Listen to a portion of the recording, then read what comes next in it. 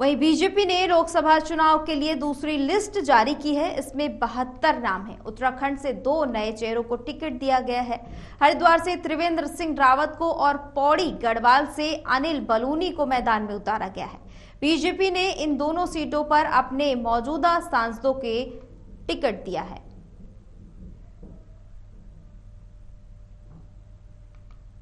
बता दें आपको, गढ़वाल से अनिल बलूनी को उम्मीदवार बनाया गया है। बीजेपी उम्मीदवारों की दूसरी सूची जारी कर दी गई है। बीजेपी ने गढ़वाल, हरिद्वार से कैंडिडेट सामने ले आए हैं और हरिद्वार से पूर्व सीएम त्रिवेंद्र सिंह रावत चुनाव लड़ेंगे। बता दें आपको, गढ़वाल से अनिल बलूनी उम्मीदवार घोषित किए गए हैं। बता दें आपको कि गढ़वाल से अनिल बलूनी उम्मीदवार घोषित किए गए हैं। बीजेपी ने पहली सूची में 3 उम्मीदवारों के नाम सामने लाए थे, लेकिन अब 2 और उम्मीदवारों की घोषणा की जा चुकी है। यानी कि बीजेपी की ओर से उत्तराखंड की 5 लोकसभा सीटों के लिए प्रत्याशियों की घोषणा की जा चुकी है। गढ़वाल से अनिल बलूनी उम्मीदवार बनाए गए हैं। बता दें आपको, उत्तराखंड को लेकर लगातार चर्चाओं का दौर जारी था। इसी बीच खबर सामने आई, बीजेपी ने दूसरी सूची जारी कर दी और दोनों उम्मीदवारों के नामों की घोषणा कर दी। बीजेपी ने गढ़वाल, हरिद्वार से कैंडिडेट उतारे हैं। बता दें आपको कि हरिद्वार से पूर्व सीएम त्रिवेंद्र सिंह रावत चुनाव लड़ेंगे।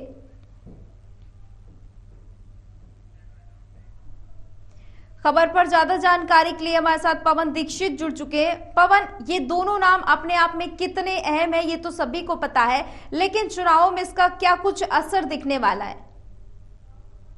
बिल्कुल नेहा, जिस तरह से इन दोनों सीटों को लेकर के लगातार मंथन का दौर चल रहा था और लगातार कयासबाजी भी की जा रही थी कि किस सीट पर किसका इस बार कौन प्रत्याशी हो सकता है।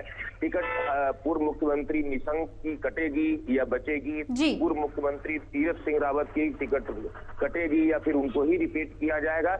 इन तमाम कयासबाजी के बाद में कल शाम को जब भारतीय जनता पार्टी के केंद्रीय कार्यालय से जब 72 लोगों की लिस्ट जारी की गई, जिसमें उत्तराखंड की शेष 2 सीटों पर भी ये जो प्रत्याशियों की घोषणा कर दी गई है, जिसमें पूर्व मुख्यमंत्री त्रिवेंद्र सिंह रावत को हरिद्वार लोकसभा सीट से प्रत्याशी बनाया गया है, तो वहीं राष्ट्रीय मीडिया प्रमुख अनिल बलूनी को पौड़ी लोकसभा सीट से प्रत्याशी बनाया गया है। इन दोनों ही नामों की चर्चा भी काफी लंबे समय से थी। पूर्व मुख्यमंत्री त्रिवेंद्र सिंह रावत जब से 2021 से मुख्यमंत्री की कुर्सी से नीचे उतरे हैं, तब से लेकर के अब तक उनको कोई भी बड़ी जिम्मेदारी नहीं सौंपी गई थी संगठन के द्वारा।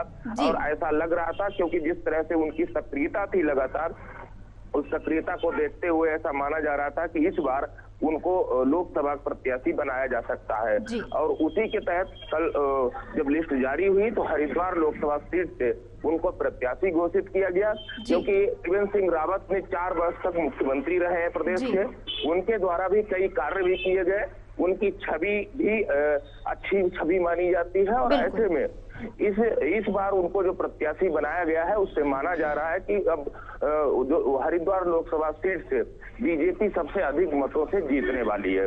वहीं अगर पौड़ी लोकसभा की बात करें, क्योंकि वहां पर 2 समीकरण अपने आप में अहम है, क्योंकि अभी 2 दिन पूर्व ही जब कांग्रेस पार्टी ने अपने प्रत्याशियों की घोषणा की थी, जिसमें पौड़ी लोकसभा से उन्होंने जो गणेश गोदियाल पूर्व प्रदेश अध्यक्ष रहे, उनको अपना प्रत्याशी बनाया है। वो भी ब्राह्मण समाज से ही आते हैं और अनिल बलूनी भी ब्राह्मण समाज से है, ब्राह्मण चेहरा है।